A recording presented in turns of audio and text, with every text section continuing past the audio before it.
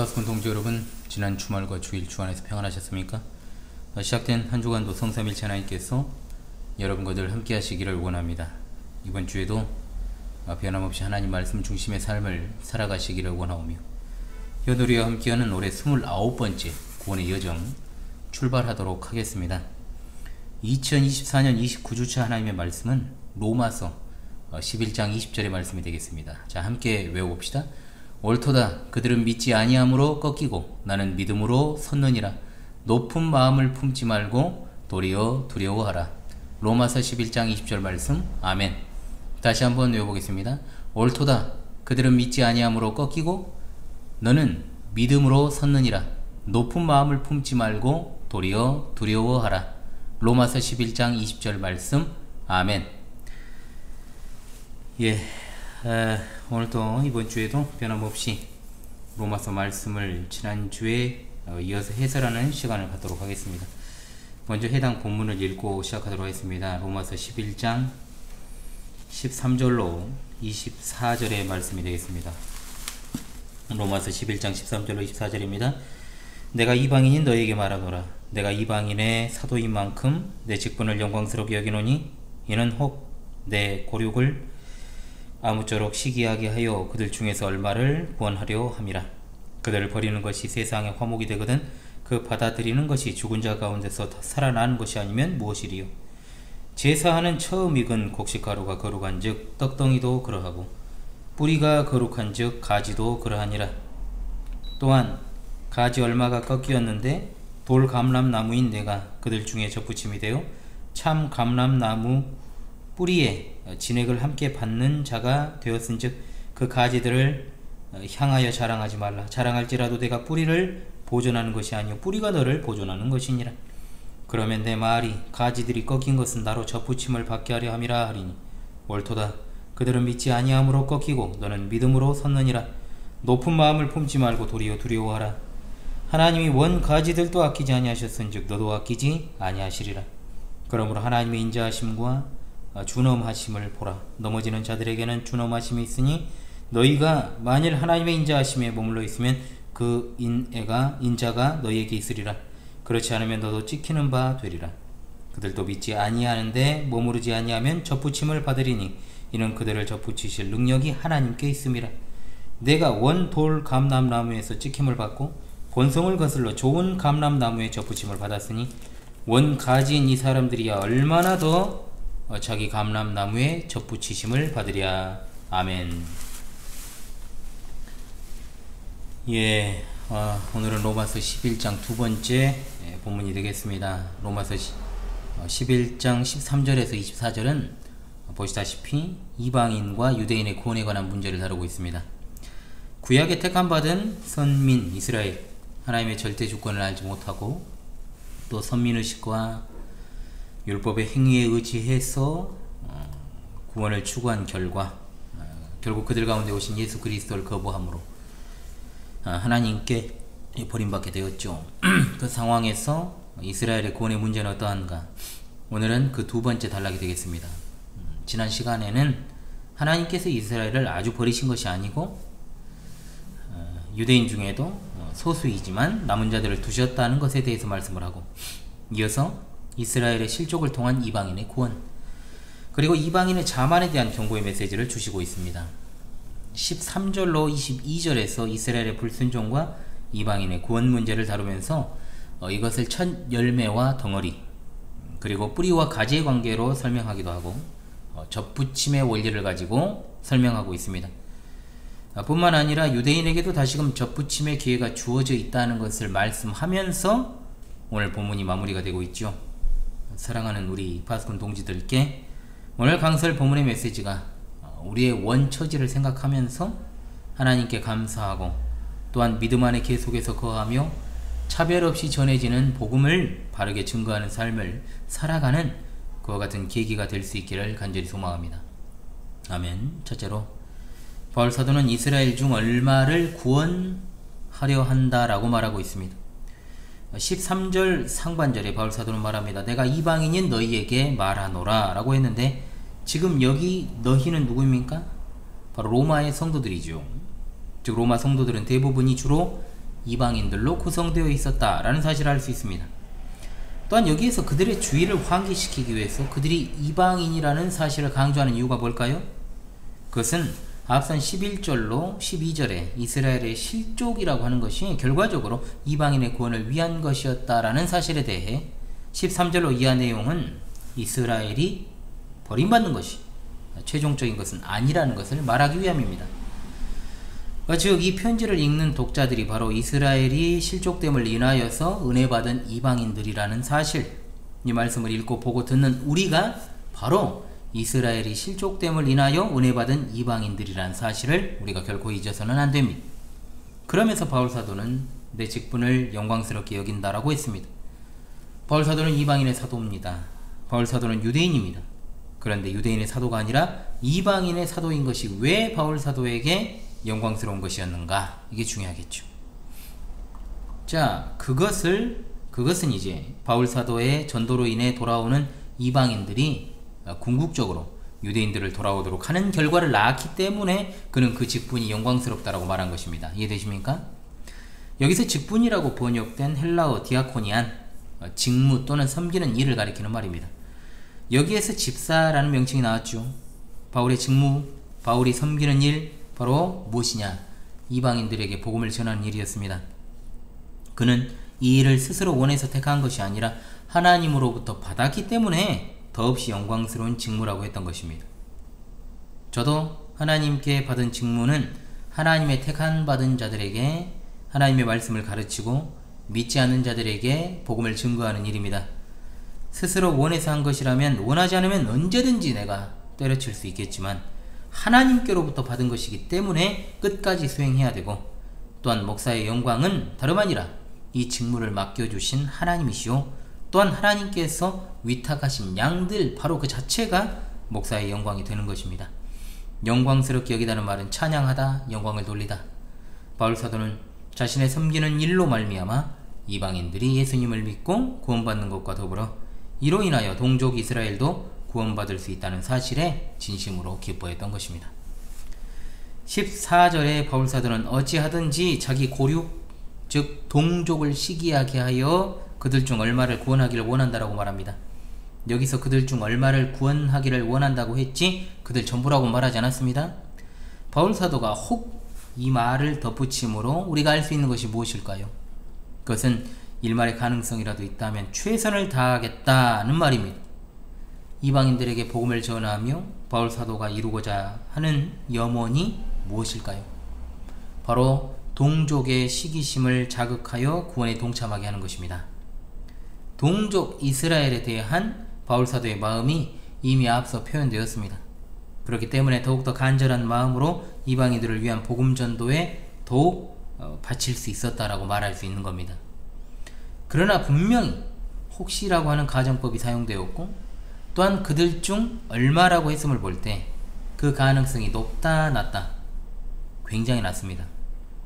할례, 즉 율법의 행위로 언약의 약속들, 아브라함의 혈통들을 가지고 또 구원을 조건으로 삼았던 유대인들이 회심하는 것은 상당히 어려운 일이었고, 실제로도 유대인의 회심은 잘 이루어지지 않았습니다.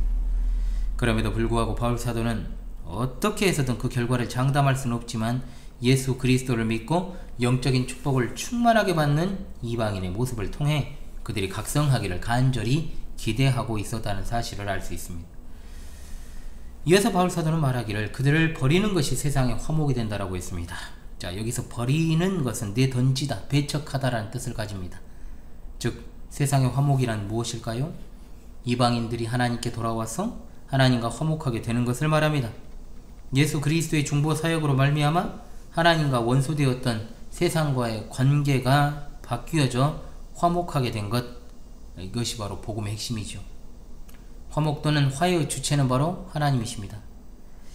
세상의 이방 종교들은 신을 달래기 위해 자신들의 행위를 통해서 화해하려고 하는 행위 종교다라고 한다면, 참된 종교인 기독교는 하나님 편에서 먼저 사랑하신 그 사랑으로 말미암아 그 화목과 화해의 중보자를 다름 아닌 자신의 하나뿐인 아들, 즉 자기 자신을 내어주심으로 사랑하시고 화목하게 하신 종교다, 이 말입니다. 따라서 세상의 어떤 종교가 이방 종교가 감히 비교될 수 있겠습니까? 우리가 예수 그리스도로 말미암아 하나님과 화목하게 된 것은 그야말로 지상 최대의 기적 중의 기적인 것입니다. 하나님께서는 이러한 화목을 이루는 방편으로 이스라엘을 영구하게 버리신 것이 아니라 일시적으로 또는 한시적으로 버리신 것입니다. 유대인들은 율법주의와 배타적 민족주의에 빠져 있었기 때문에 그들을 한시적으로 버리시는 것으로 이방인들을 구원하는 방편으로 삼으신 겁니다. 생각해 보십시오. 그들을 그대로 율법주의와 할례와 민족주의 틀을 인정한 채 이방인에게 구원의 복음이 전해졌다면 당연히 이방인의 구원관 자체도 어떻게 되겠습니까? 왜곡될 수밖에 없습니다. 그러나 하나님은 유대인들을 영원히 버리신 것이 아니라 이방인의 충만한 숫자가 찬 후 그들도 회복하신다는 놀라우신 작정을 갖고 계셨습니다. 즉 이스라엘이 버림받은 것이 이방인들, 즉 그들에게 큰 영적인 유익이 되었다면 만일에 이스라엘이 다시 회복되는 것이 얼마나 더 큰 유익을 가져다 주겠는가 라는 뜻입니다. 자, 15절 하반절에 그 받아들이는 것이 죽은 자 가운데서 살아나는 것이 아니면 무엇이리요? 라고 했습니다. 받아들인다는 말은 영접한다는 뜻입니다. 이스라엘 백성이 하나님께로 돌아온다면 그것은 마치 죽었다가 사는 것과 마찬가지다. 똑같다는 거예요. 이스라엘의 회심은 교회를 회복시키는 아주 중요한 역할을 하게 될 것입니다. 집을 나간 둘째 아들이 다시 돌아왔을 때 아버지가 이 내 동생은 죽었다가 살았으며 라고 했습니다. 똑같은 이치입니다. 우리 구원의 최종 단계 바로 육체의 부활 아니겠습니까? 이스라엘의 영적 회복은 곧 구원의 최종 단계인 부활이 일어나는 것과 같은 감격적인 사건이라는 뜻입니다. 우리 기독교가 바로 죽은 자 가운데서 다시 살아가는 종교다라고 할 수 있습니다. 우리가 믿음이 연약한 이유가 무엇입니까? 그것은 삶이 진정으로 변화되지 않았기 때문입니다. 세상 앞에 우리가 보여줄 수 있는 증거는 예수 믿으면 잘 된다 라는 식의 어떤 어처구니 없는 왜곡된 복음이 아니라 예수님을 믿는 사람은 삶이 진정으로 변화되는구나, 저렇게 고난과 역경과 어려운 환경 속에서도 하나님의 말씀에 순종하고 그렇게 어려운 삶을 살아가고 있으면서도 복음의 능력을 의지하며 교회를 이탈하지 아니하고 복음을 증거하는 삶을 통하여 하나님께서는 완악한 불신 세상을 그리고 우리 주위의 완고한 사람들을 회심하게 만드십니다. 마치 예수님께서 나사로를 다시 살리신 그 사실을 보고 많은 사람들이 믿게 되었던 것처럼 사랑하는 우리 파수꾼 동지들을 통해서 많은 이들이 믿게 되는 역사가 있기를 간절히 소망합니다. 그것이 바로 죽은 자 가운데서 다시 사는 믿음을 가진 그리스도교 신자의 참된 모습인 줄로 믿습니다. 아멘. 자, 둘째로 첫 열매와 떡덩이 뿌리와 가지의 원리, 이 두 가지가 나오죠. 첫 열매와 떡덩이, 뿌리와 가지 원리. 16절의 말씀입니다. 바울 사도가 15절까지 내용을 이제 몇 가지 예를 들어서 설명을 합니다. 먼저는 첫 열매와 전체 덩어리, 그리고 뿌리와 가지의 관계를 가지고 설명합니다. 16절에 제사하는 처음 익은 곡식가루는 의역이죠. 원어적으로 봤을 때는 그것은 첫 열매를 나타내는 표현입니다. 그리고 거룩하다는 말은 하나님께 바쳐진다라는 것을 뜻하지요.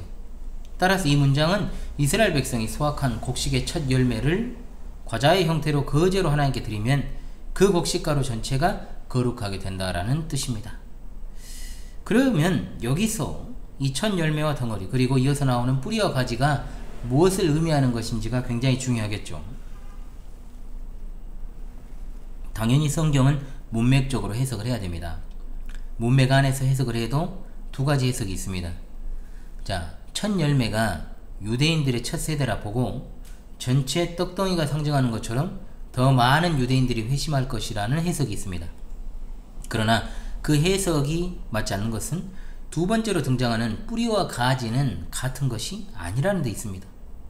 뿌리에 대해서는 바울 사도가 28절에 직접 설명을 합니다. 이스라엘의 조상들, 즉 족장들을 가리키고 있죠. 그렇다면 첫 열매와 둘째 비유인 뿌리가 의미하는 것은 무엇일까요?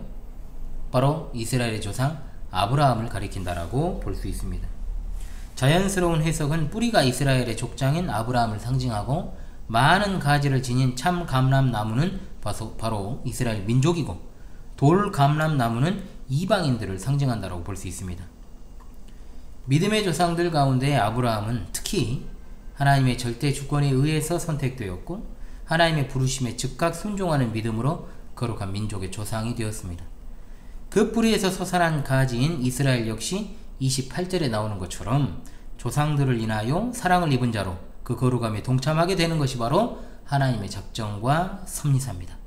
물론 이들은 모든 이스라엘이 아니라 그 가운데 구원받기로 선택된 자에 국한되는 것입니다. 특별히 이 부분에서는 거룩이라는 말이 중요합니다. 현대교회 신자들에게 하나님의 속성을 말해보라 그러면 10중 8구 사랑을 먼저 이야기할 겁니다. 기독교가 어떤 종교나 사랑의 종교라고 말하잖아요. 여러분은 어떻습니까? 여러분은 하나님의 속성을 이야기할 때 무엇을 먼저 말하고 싶으십니까? 우리가 알아야 될 것은 구약의 성도들은 대부분이 거룩함이라고 말했다라는 것을 잊어서는 안 됩니다.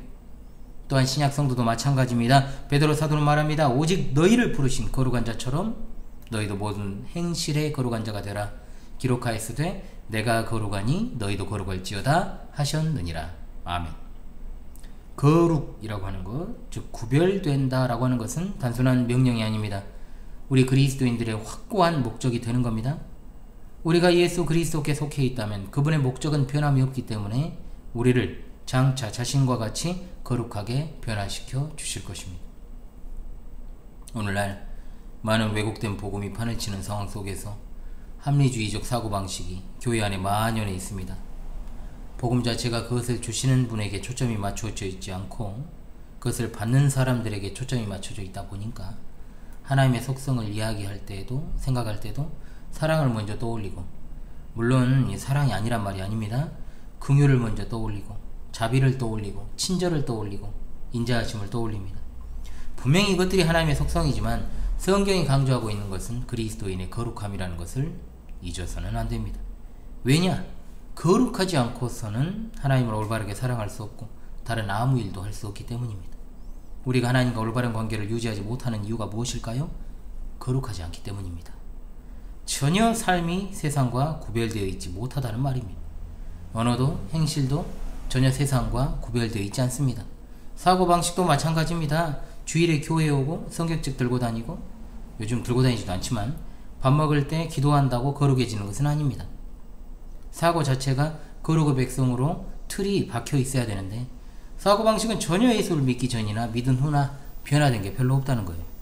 화나면 화내고 분하면 분내고 꼬라지 나면 꼬라지 내고 욕하고 싶으면 욕하고 하고 싶으면 하고 하기 싫으면 안 하고, 우리가 다른 사람과의 관계가 올바로 유지되지 않고 자꾸 틀어지고 뭔가 꼬이는 일이 발생하는 것도 바로 거룩하지 못하기 때문에 발생하는 일입니다. 하나님의 백성은 거룩해야 됩니다. 구별돼야 된다는 뜻입니다. 감사하게도 참된 그리스도인은 궁극적으로 거룩해질 것입니다. 아멘. 우리가 그와 같을 줄 아는 것은 그의 계신 그대로 볼 것을 인함이라 요한일서 3장 2절 말씀. 아멘. 왜 지금 우리가 거룩해야 하는가에 대해서도 3절에 이어서 말씀하죠. 주를 향한 이 소망을 가진 자마다 그의 깨끗하신 것 같이 자기를 깨끗하게 하느니라. 아멘. 우리 사랑하는 파수꾼 동지들이시여, 스스로를 깨끗하게 하시기를 바랍니다. 그것이 바로 우리가 예수 그리스도를 믿음으로 말미암아 구원받은 목적이요 구원받은 인생의 궁극적인 목표임을 잊지 말아야 될 줄로 압니다. 아멘.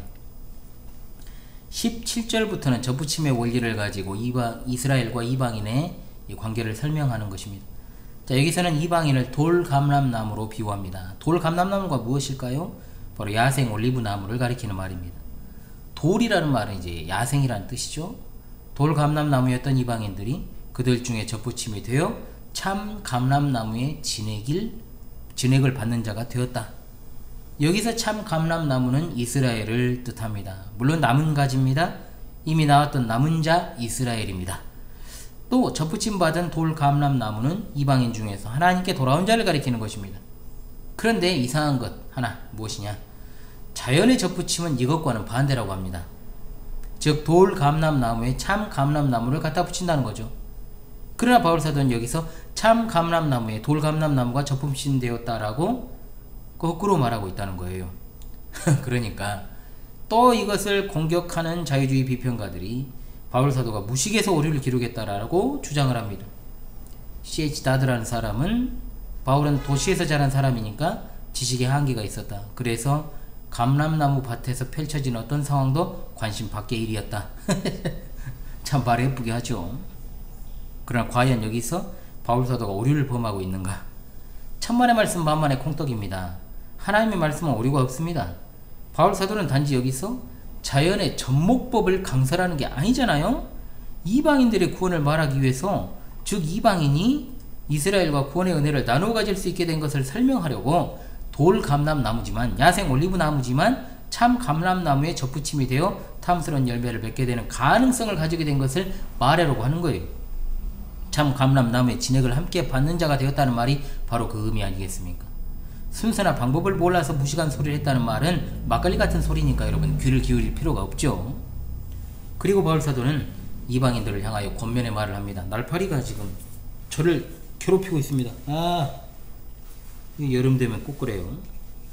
자, 지식만 전달하면 목사가 아니죠. 참된 지식에 걸맞는 올바른 삶이 중요합니다. 성경은 항상 교리를 가르치고 우리에게 실천할 것을 말씀하고 있지 않습니까? 이방을 향한 권면의 말씀이 무엇입니까? 바로 그 가지들을 향하여 자랑하지 말라는 말입니다. 유대인들을 향하여 교만한 마음을 갖지 말라는 뜻입니다. 자랑할지라도 내가 뿌리를 보존하는 것이 아니니까. 보존하는 것이요 뿌리가 너를 보존하는 것이니라. 네가 뿌리를 보존하는 게 아니고 뿌리가 너를 보존하는 것이다. 하나님의 말씀과 약속과 예배와 찬송과 기도가 다 유대인으로부터 나온 것은 부정할 수 없는 사실이기 때문입니다. 19절로 20절에 바울 사도는 앞에서 말한 접붙임의 원리를 다시 말하면서 권면합니다. 먼저 접붙임을 받은 이방인들이 말하는 형식을 취하죠. 가지들이 꺾인 것은 나로 접붙임을 받게 하려 함이라. 이것이 무슨 말일까요? 유대인들이 하나님께 버림받은 것은 이방인들로 하여금 그 은혜의 자리에 들어오게 하려는 목적이 있었던 것이다. 이방인들이 마치 말하는 것처럼 가상적으로 한 말에 대해서 바울 사도는 긍정합니다. 왜냐? 그것이 사실이니까요. 옳도다. 그들은 믿지 아니함으로 꺾이고 너는 믿음으로 섰느니라. 높은 마음을 품지 말고 도리어 두려워하라. 이번 주 하나의 말씀이죠. 유대인들은 불신앙으로 말미암아 꺾여나갔고 이방인들은 믿음으로 말미암아 접붙임받아 굳게 섰습니다. 그러므로 이방인들은 높은 것들을 생각하지 말고 교만하지 말고 두려워해야 됩니다. 두려워한다라고 하는 것은 하나님을 경외하고 그 앞에서 조심스럽게 행하는 것을 뜻하는 거죠. 왜 하나님을 두려워야 됩니까? 그것이 바로 21절과 22절의 내용입니다. 하나님이 원 가지들도 아끼지 아니하셨다면 너도 아끼지 아니하실 것이기 때문입니다. 원 가지는 이스라엘 백성 유대인들을 말하는 것입니다. 22절에 하나님의 인자하심과 준엄하심을 보라. 넘어지는 자들에게는 준엄하심이 있으니 너희가 만일 하나님의 인자하심에 머물러 있으면 그 인자가 너희에게 있으리라. 그렇지 않으면 너희도 지키는 바 되리라 말씀하십니다. 인자함은 선함 그리고 관대함을 뜻합니다. 하나님께서 인간에게 베푸시는 선하심을 의미하죠. 준엄함이라 하면 엄격함입니다. 우리가 자주 쓰는 표현으로요. 이방인도 이방인이라고 해서 자동적으로 은혜를 받는 것이 아니라 하나님의 인자하심에 머물러 있으면 그에게 하나님의 선하심이 있을 것이고 그렇지 않으면 이방인인 너도 지킴을 당할 것이다 라는 말씀입니다. 자, 그러므로 우리들이 기억해야 될 중요한 4가지가 있습니다. 뭐냐? 첫째로 믿지 않는 유대인들을 꺾어내버리신 하나님의 엄하고도 두려운 공의를 기억해야 됩니다. 이 시대는 하나님의 사랑을 강조하고 마치 하나님께서 가혹한 일을 전혀 하실 수 없는 것처럼 그렇게 만들어버린 시대가 아니겠습니까? 특히 교회 안에 있는 단지 무늬만 그리스도인들이 좀 그런 경향이 많죠. 그럼 망상에서 빨리 깨어나야 됩니다. 하나님은 공의로우신 그리고 엄하신 준엄한 하나님이십니다. 우리의 구원을 늘 확인하며 살아가야 될 줄로 압니다. 두 번째, 값없이 은혜를 주신 하나님의 인자하심을 기억해야 됩니다. 우리는 의를 구한 적이 없습니다. 하나님께서 값없이 베풀어 주신 은혜로 그 의를 소유하게 된 것입니다. 자랑할 것도 없습니다. 교만할 것이 전혀 없습니다. 우리 안에 그리스도께 향할 아무것도 없다면 그리스도 안에 있도록 해줄 만한 것도 동시에 없습니다. 소위 있는 척하면 안 된다는 거예요. 우리는 오직 은혜로만 존재하고 있으니까요. 아멘. 세 번째, 복음을 계속해서 믿어 하나님의 인자하심 안에 거해야 한다는 것을 기억해야 됩니다. 성도는 오직 믿음으로 은혜 안에 거할 수 있습니다. 그러므로 우리의 믿음은 그 자리에 머물러 있어서는 안 되고 성숙해 나가야 되죠. 믿음은 들음에서 나오며 들음은 그리스도의 말씀으로 말미암았느니라. 믿음이라 함은 말씀의 강서를 빠짐없이 듣고 교회 내에서 실시하는 가르침의 사역들과 교제를 통해서 성장하는 데까지 나아가야 됩니다. 그러므로 목사가 그렇게 목이 빠져라 주일을 생명과도 같이 보내라 강조하고 또 기다리고 인내하고 또 개인적으로 경건의 생활을 충실히 하고 또한 성경 공부를 게을리하지 말라고 강조하는 겁니다. 교회를 자주 빠지는 사람이 있다면 절대로 신앙이 성숙할 수 없는 것입니다. 안 빠지더라도 아무 의미 없이 나와 있어도 신앙이 역시 성숙하지 않습니다. 그런데 교회를 빠지는데 성장을 한다고요? 자, 그것은 그 교회 말고 다른 교회를 다니는 거예요. 한마디로 절대 그럴 수가 없다는 거죠. 끝까지 이 성수주일, 정말 중요한 핵심, 이제 마지막 때가 될수록 모이기를 피하는 자들 굉장히 많이 늘어나죠. 또 교회 출석을 갖다가 소홀히 하는 자, 이것은 분명 화 있을 것입니다. 제가 교회 출석을 소홀히 한다라고 하는 것이 반드시 몸만 와 있는 걸 말하는 게 아니에요. 껍데기만 와 있는 사람도 있거든요. 분명히. 절대적으로 말씀드립니다. 언젠가는 돌아올 수 없는 강을 건널지 몰라요. 절대로 그렇게 살면 안 됩니다.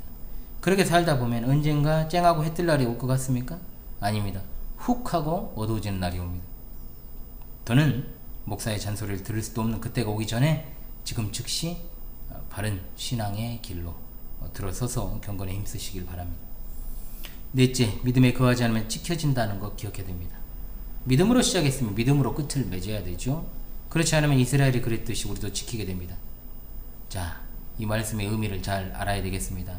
우리 파스콘 동지들이시여, 여기서 말씀을 전하는 이 종의 바람은 다른 것이 아닙니다. 마지막 날에 정말로 이 가운데 단 한 사람도 실족하거나 애곡하는 사람이 없기를 바랍니다. 이것은 성도의 견인적인 맥락에서 말씀하는 게 아니에요, 여러분. 그렇죠? 목회자의 호소와 심령입니다. 그렇기 때문에 이것은 경고의 메시지로 받아야 되는 것이죠. 함께 모두가 다 천국잔치에 참여하여 즐거움과 기쁨을 나누는 것이 제 소망이자 바람 아니겠습니까? 그런데 경고합니다. 무엇을 경고합니까? 지금의 지상의 천국잔치, 어디 교회에 참여하지 않는 사람이 절대로 그날의 잔치에 참여하게 될 일이 없습니다. 지금입니다. 지금 현재적인 신앙, 지금 나 자신이 예수님께 붙어 있어야 되고 지금 나의 믿음이 성숙해 가야 된다라고 하는 것, 이것을 갖다가 강조하고 있는 본문이다 이 말입니다. 결론입니다. 최종적으로 바울 사도가 유대인들에게 말하고 있지 않습니까? 그들도 믿지 아니하는데 머무르지 아니하면 접붙임을 받으리니 이는 그들을 접붙이실 능력이 하나님께 있습니다. 여기서 믿음에 거하면 이라고 하지 않죠. 믿지 아니하는데 머무르지 아니하면, 불신앙에 거하지 아니하면 이라고 말합니다. 왜? 유대인들은 이방인들처럼 처음 믿는 것이 아니니까요. 찍힌 유대인들을 다시 접붙이는 능력을 가지고 계신 하나님이십니다. 원가지이기 때문에 더 자연스럽고 쉬운 일이다 이 말입니다. 돌감람나무였던 우리가 아브라함의 영적 후손이 되었습니다. 그러므로 유대인들은 우리의 무시와 조롱의 대상이 아니라 도리어 그들에게 감사하고 하나님 앞에서 겸손해야 될 것이다 이 말입니다. 또한 하나님은 절대로 차별이 없으십니다. 오직 예수 그리스도 안에 거하면 구원받습니다. 버림받지 않습니다. 그러므로 우리도 계속해서 믿음 안에 거하며 성령께서 맺게 하신 열매들을 발견하며 살아가야 될 줄로 믿습니다. 아멘. 머물러 있지 마십시오. 성장해야 됩니다. 성숙해야 되죠. 또한 우리들은 복음 전도의 원리를 바르게 깨달아야 됩니다. 듣는 사람들의 현재 처한 상황과 여건과 신분에 상관없이 우리는 분명 복음을 무차별적으로 전파해야 될 줄로 믿습니다. 우리에게 많은 시간이 있다고 생각하지 맙시다. 우리가 이 복음 전도의 중요성 더 말하지 않아도 분명히 깨달아 하실 줄로 믿습니다. 이제는 우리가 복음을 열심히 전파하여 그야말로 우리 구주 예수 그리스도의 재림을 더욱더 앞당기는 그러한 믿음을 가지고 살아가야 될 줄로 압니다. 세상 땅끝까지 이 복음이 증거되면은 그제야 끝이 오리라고 하신 그 말씀을 생각하자 이 말입니다. 그러한 축복이 넘치는 삶을 살아가는 여러분 모두가 되시길 바랍니다. 복음이 복음되게 하는 우리 인생, 우리 일상 되기를 간절히 소망합니다. 다시금 이번 주 하나님 말씀을 외우면서 복음의 아름다운 발, 아름다운 도구 쓰임받는 여러분 되시기를 바랍니다. 옳도다. 그들은 믿지 아니함으로 꺾이고 너는 믿음으로 섰느니라. 높은 마음을 품지 말고 도리어 두려워하라. 로마서 11장 20절 말씀. 할렐루야. 아멘.